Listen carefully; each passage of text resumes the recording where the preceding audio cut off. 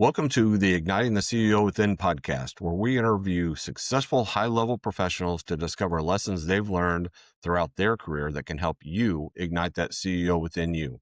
I'm Mark McFatridge, and I'll be your host for the next 15 minutes or so. Our show is sponsored by Quaid, a nationwide community of CEOs and entrepreneurs. Quaid has created a program to help professional service companies earn trusted advisor status with their clients through CEO peer groups. This program will add recurring advisory revenue to their practice while providing a forum for their professional and personal growth to their clients. If you'd like to learn more, go to quaidcircle.com. On our show today, really lucky to have Kelly Coughlin, the CEO of EveryDayCPA in Kansas City, Missouri. Kelly, welcome to the show. Mark, thank you for having me. I'm honored to be part of your program here. Awesome. Well, hey, I just want to jump right into it. We share some leadership lessons that we've learned over the years and whatever. So you've had an incredible career and got exposure to leaders, both good and bad. If you had to think back, what would be a key trait that you've noticed that separates really, really good leaders from maybe the not so good? Well, I guess the overriding. First of all, you just gave me that question 1 minute ago, so I haven't had any time to think that one through. That's the best way to do it, though. Yeah, but I think I know it. I think I know the answer. First of all, I think you have to concede that most of us learn by our mistakes. We learn the best lessons, unfortunately, through our mistakes, not through our successes, right? Yep. Yep. And so then you look at, okay, then how can you conceding or stipulating that, yes, you are going to make some mistakes, no doubt, right? Yep. How can you accelerate the learning curve on that? How can you make sure that you learn that as quickly as possible? And the flaw I think many of us make, it could be, combination of myopia or, you know, unwilling to admit that you were wrong, or Hmm. frankly, you just didn't see it, Hmm. until it was too late. But I think the mistake that that I have made over the years, and again, I've made plenty of them, um, is that not quickly enough uh, identifying the error or the mistake or the myopia or the confirmation bias thing. Hmm. There's all ways that you can. There's about one way to get it right, about a dozen ways to get it wrong, right? Yep. But not readily and quickly identifying that, and then I mean, we're all smart and good in what we do. And so once you identify the problem, easy to fix it, right? And maybe you Yep. fix it with another mistake, but at least you've dealt with that one. So I think that's the thing that jumps out in my mind. Yeah, I like that a lot. I think kind of tagging along on that, you need to admit it right away, right? And don't be embarrassed. And if you admit it or find it or discover it, it's how you react to it that's gonna make you a good person or good leader or more successful or get you closer to what your goals are. But if you keep trying to fix it, and sometimes they're just not fixable. So you gotta figure out where to go from there. What's the old story? What's the first thing you do if you dug yourself a hole? Stop digging, Digging. right? Yeah. Yeah, yeah. Yeah. I mean, I think there's a lot to that, don't you? I do. And one of the kind of the corollaries to this, or the accompanying issues, is you don't always get your team, especially if it's a CEO idea, right? Hmm. You don't get your team, sometimes they deserve, this quality, I guess, is deserved because CEOs can be tough and hard, and fire people if they challenge the CEO. But they come back and say, well, if the CEO makes the change, this is what drives me crazy, is like, you make the change and then You go, God, I wish we would have identified that earlier. And then Hmm. your team says, yeah, I was going to say something, but I didn't want to. It's like, what do you mean? Right. Yeah. Well, y- and I never ran business making people feel like they're going to get whacked for challenging the CEO. If Right. you're going to challenge the CEO, have your case built, right? And don't be afraid to be challenged on that. But to not say anything, that's where people should get fired, I think, frankly, is that you knew this was a problem or you thought it was and you didn't say anything.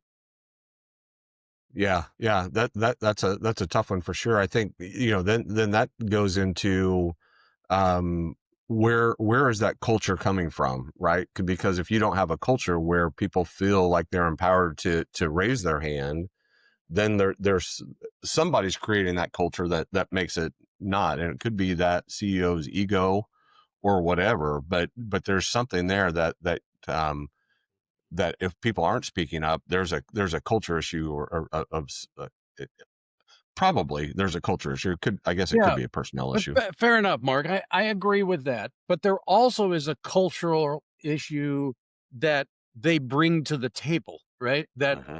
That these people brought in before, right?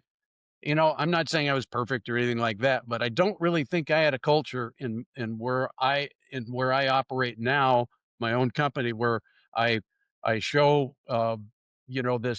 this unwillingness. It's kind of like the opposite. I don't know what on marketing side, for instance. That's one thing. It's like I don't know what to do, right? It's Right, like it's right. so it's way harder than doing taxes and accounting and financial stuff, right? Figuring out the mark. So tell me, give me some ideas, right? Yeah. And so I think there's a culture that people bring to the party that they don't want to, it manifests itself in culture. Like, look at that thing that happened in Australia where, there's one guy, right, that took out the bad guy with the gun, right? Mm, yeah, Where are the other people, right? yeah, It's yeah, like, I mean, you didn't do anything, right? I I I just don't get that, right? And yeah. That's interesting, too. Just kind of to keep following that down the path, right? I think, as when you and I were growing up and early in our careers, um, I don't know you very well, but I think that we had at least the um, willingness to raise our hand. And I don't know that that was ever taught necessarily, like explicitly taught that it's okay to question something or bring something up. Culturally, it almost seems like that is taboo anymore. So it kind well, of ties. I went to Catholic schools, and I don't think Catholics had the monopoly on this concept, but it was always like, what would you have done in Nazi Germany? Would you have been one of those people that was complicit or didn't say anything, or and that was always kind of the poster child for ethical decisions and the morality of to question what you think is wrong, right? Hmm. Or to be complicit in that. And there's in that world, you know, that's a totally different type of risk parameter. Is that, yeah, you could say, sit on your high horse and say, "Oh yeah, I never would have let the Nazis do that. I would have fought back." Okay, really? Now your grandparents would have been killed, probably your kids, your wife, and here you're gonna do that because you have this, moral sense of social justice on that, right? Yeah. I don't know. I mean, I can see why people don't do anything. In the business world, though, we're not living in a world where, you go to the gas chamber or not, right? Right. Right. You can actually save your job and save your career by doing the right thing and communicating, thinking it through and communicating with your CEO or your leadership, right? Hmm. On, I don't know if I like this thing. I kind of think this ad campaign is gonna be flawed. I think they're whatever it is, right? I Yeah. mean, talk about diversity, and everybody talks about DEI, and, like, that's what we're supposed to get out of that, right? Is diverse, unique perspectives to see if we've missed it, right? Yeah. Yeah, well, I like and I like you said this earlier when we were talking about this is if you're going to do that, if you're going to challenge the boss or the CEO, have your ducks in order, have your facts laid out and make it doesn't have to be confrontational, right? I think No, people always feel like if you're doing this, you're challenging authority and it's confrontational and it's bad and it's butting heads and it doesn't have to be. no. And it also can be, it's not like you have to build a case study, right? If it's an ad thing, right? It can legitimately be, I can't quite put my finger on it, but I don't like this. I don't like this image. I don't know yet. But it Hmm. just doesn't feel right to me. A feeling is really good, right? But then the team or CEO can kind of, a good one will say, well, let's talk about that. All right. What is it about that? Because many times it will be, I kind of feel the same way now that you mentioned it. There's Hmm. something about this image, this phrase, this whatever, right? That doesn't feel right too. I'm glad you said that. Yeah. Yeah. Yeah. I like that.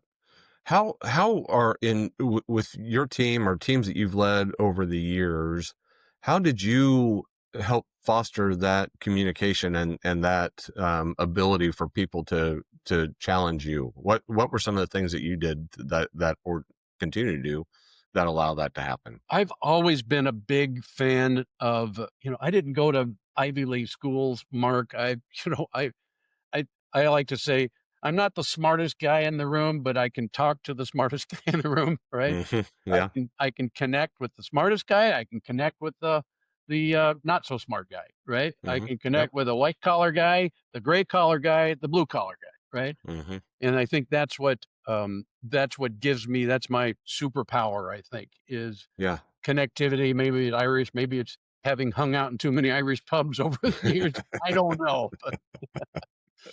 but I can connect with people. And so what I get jazzed by in the business world is collaborative work. I'm just Mm. amazed at how many things can be solved by pulling in a couple different minds. The most dangerous thing to me in my business is when Kelly Coughlin thinks he's got it figured out and he's running hard and fast with it, right?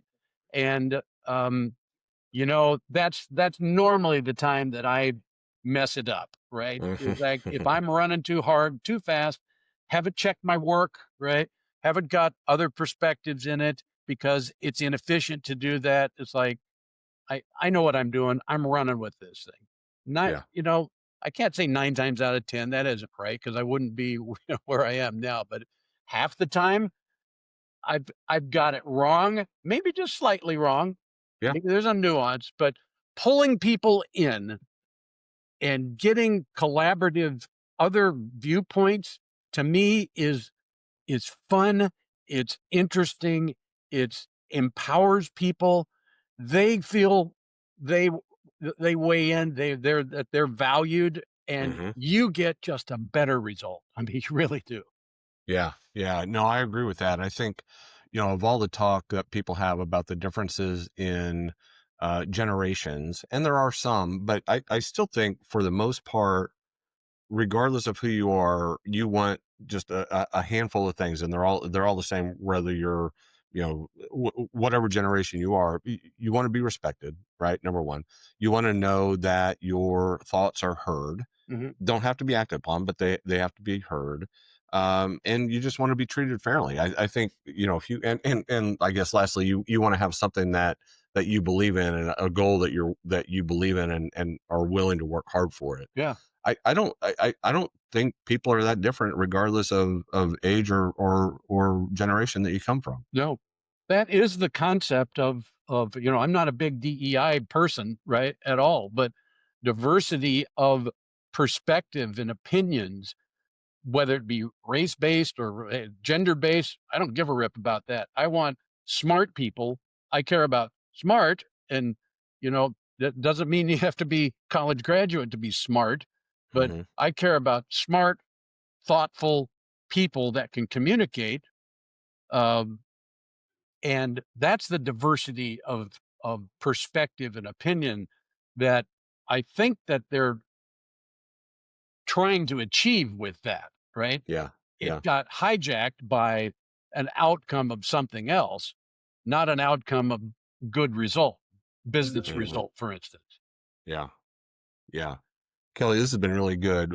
As we start to wind it down, let me ask you one more question, and this one I haven't even given you a heads up on. So, Yeah.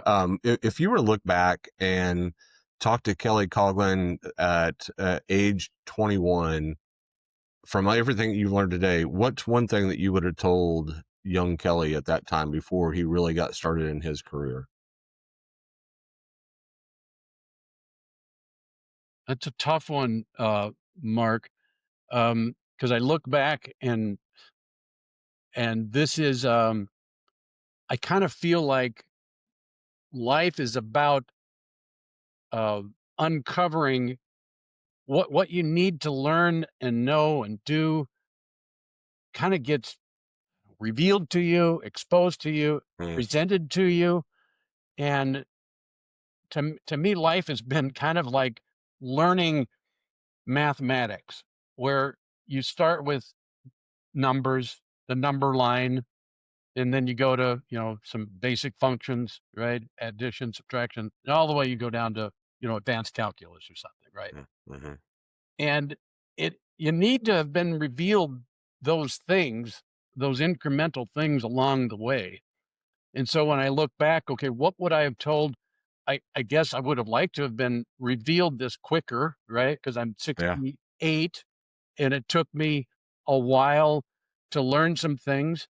And, unfortunately, I learned some things after I had, started a business and went through that meat grinder, ended up getting, divorced out of that thing. And because the stress and pressure of being in that, I kind of wish someone would have told me like, hey, before, and they probably did. I didn't listen, before you get into, and this is what I tell people now. Great that you want to do a side gig, or great that you want your new self-employed thing because you're tired of working for the man. Yep. Great. Keep your W-2 job while you do that, incubate it. You get some great tax benefits doing that while you incubate it. You'll also keep your marriage intact because your wife will be Mhm. happy because you're making good, W-2 coin. Be patient, right? Yeah. Test it first, go through a period where don't run too quickly with your new idea, right? Incubate it first. So I guess, if I had to come up with a name that somebody would have told me, it would have been, believe it or not, Mark, it'd be incubate your new idea first Yeah. before you run too hard with it. I like that. I like that. Yeah, that's really good. I think that's good. That's really sound advice. Well, Kelly, this has been great. Thank you so much for joining us. Really appreciate your time and sharing your insights. I think our audience will get take a few nuggets away from our conversation. So thanks very much. Great, Mark. Enjoyed it. Thanks a lot. Peace out. Yep. All as a reminder, Igniting the CEO Within is sponsored by Quaid, a nationwide community of CEOs and entrepreneurs. Quaid has created a program to help professional service firms earn trusted advisor status with their clients through CEO peer groups. This program will add recurring advisory revenue to their practice while providing a forum for professional and personal growth to their clients. To learn more, visit us at quaidcircle.com. Until next time, keep igniting that CEO within you. I'm Mark McFatridge. Thanks for listening.